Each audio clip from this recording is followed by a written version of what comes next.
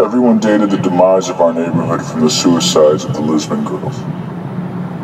People saw their clairvoyance in the wiped-out elms and harsh sunlight. Some thought the tortures tearing the Lisbon girls pointed to a simple refusal to accept the world as it was handed down to them, so full of flaws. But the only thing we are certain of after all these years is the insufficiency of explanation. Obviously, Doctor, you've never been a 13-year-old girl.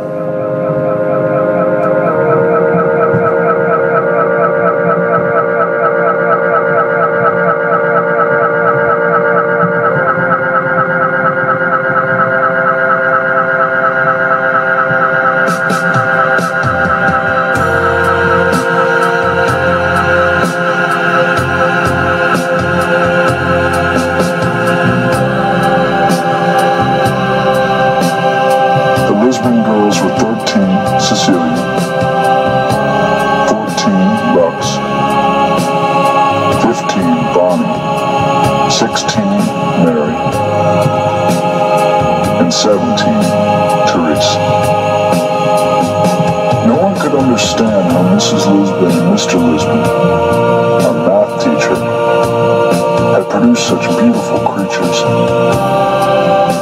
From that time on, the Lisbon house began to change.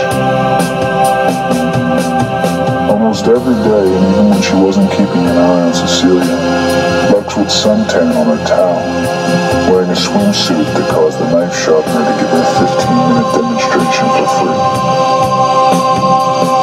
The only reliable boy who got to know Lux was Trip Fontaine, who only 18 months before the suicides had emerged from baby fat, to the delight of girls and mothers alike.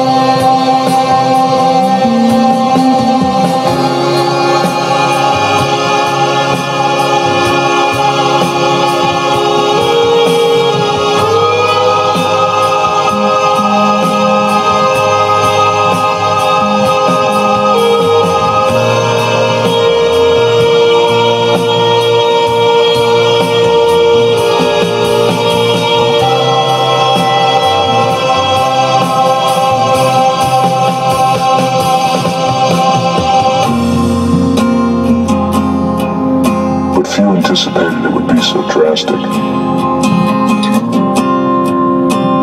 The girls were pulled out of school and Mrs. Lisbon shut the house in maximum security isolation.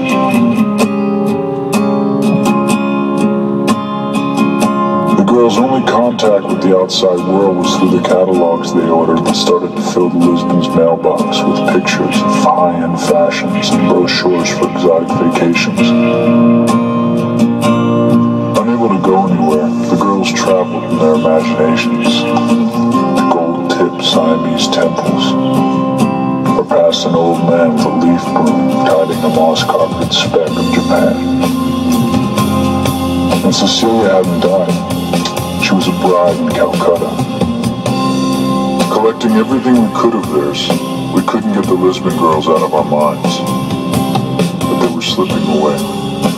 The colors of their eyes were fading, along with exact locations of moles and dimples. From 5 they had become 4, and they were all, the living and the dead, becoming shadows. We would have lost them completely if the girls hadn't contacted us.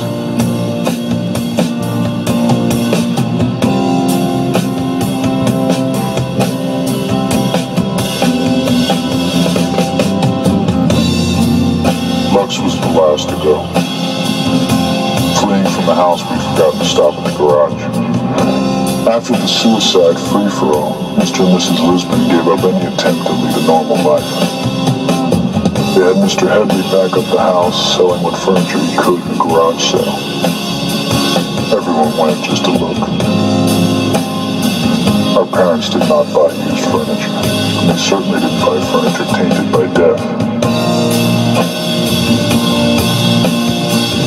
We, of course, took the family photos that were put out with the trash. Mr. Lisbon put the house on the market that was sold to a young couple from Boston. It didn't matter in the end how old they had been, or that they were girls, but only that we had loved them, and that they hadn't heard us calling. Still do not hear us, calling them out of those rooms where they went to be alone for all time. Alone in suicide, which is deeper than death, and where we will never find the pieces to put them back together.